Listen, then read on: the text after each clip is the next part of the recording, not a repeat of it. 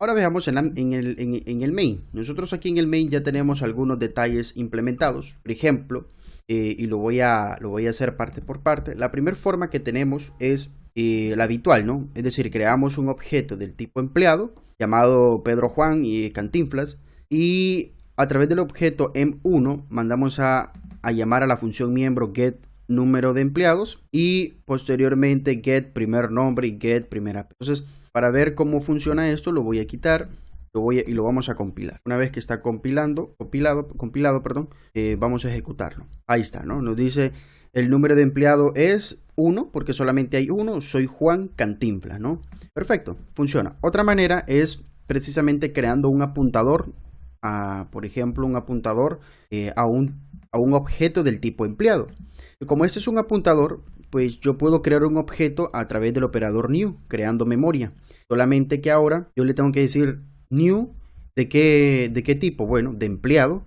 Y como el constructor me pide dos parámetros, pues yo le voy a poner aquí María, qué sé yo, no sé, Gertrudis, ¿no? Trudis, más o menos. Entonces, de esta forma hemos creado otro objeto del tipo empleado. Entonces podríamos decir, bueno, ¿y para qué voy a complicarme si yo ya sé crear un objeto de esta forma? ¿Para qué lo voy a crear de esta otra forma? Bueno, es cierto, la finalidad es la misma, estamos de acuerdo, ¿sí? Crear un objeto, sí. Pero de esta forma lo que estamos haciendo es creándolo en tiempo de ejecución, es decir, que estos nombres se los podríamos dar nosotros, solicitárselos al usuario, ¿sí? Podríamos crear variables para que el usuario ingrese esos valores, ¿no? Dos, es que al utilizar apuntadores más adelante vamos a darle otras utilidades, así que la idea sería irnos acostumbrando a crear objetos de las dos formas, de la manera convencional y de la otra forma es a través de apuntadores, ¿sí? Entonces, ¿cómo funciona esto? Muy simple, ¿no? Por ejemplo, voy a decir el nuevo número de empleados es, y voy a indicar aquí, por ejemplo, que el apuntador ptr1 mande a llamar a la función miembro get número de empleados. Si yo hago esto, get número de empleados, van a observar algo interesante. Van a ver que, perdón, aquí van a ver algo interesante. Miren, me está dando un error. ¿Por qué? Porque esto no es un objeto. Esto es un apuntador a un objeto del tipo empleado. ¿Okay? Entonces, no lo puedo llamar a través de ese punto, sino que a través de este operador flecha, ¿no? Cuando son apuntadores, el operador para llamar a las funciones miembro es el operador flecha. Entonces, de esa manera, lo estamos utilizando. Así que, por acá, por ejemplo, sería cout.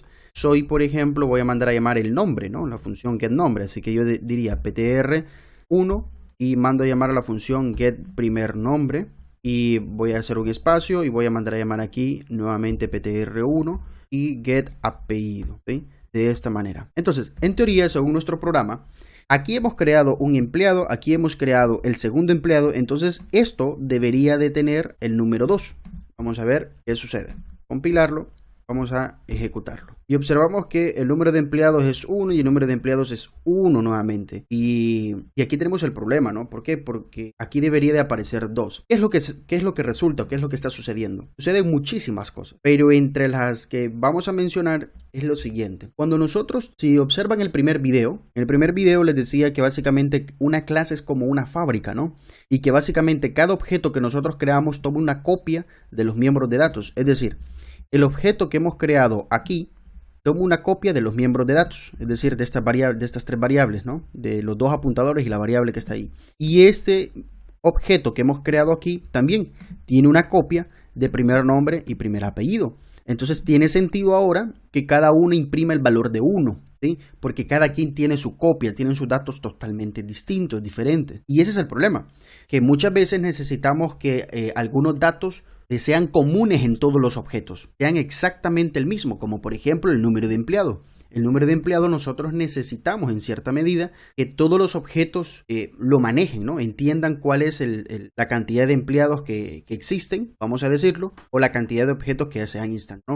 Entonces, para evitar eso, nosotros hacemos o utilizamos la instrucción static, que en el video anterior lo utilizamos, pero no expliqué para qué nos iba a funcionar, porque pues eran otros conceptos y ya el video anterior tiene muchísimos otros conceptos. Entonces, de esta forma, cuando yo digo static in número de empleados, yo le estoy diciendo, ojo, esta variable de acá no va a ser una copia, sino que va a ser exactamente la misma para todos los objetos. Entonces, una vez que yo creo la función, la variable static, yo tengo que definirla, ¿ok? Yo por costumbre la hago aquí al inicio, ¿ok?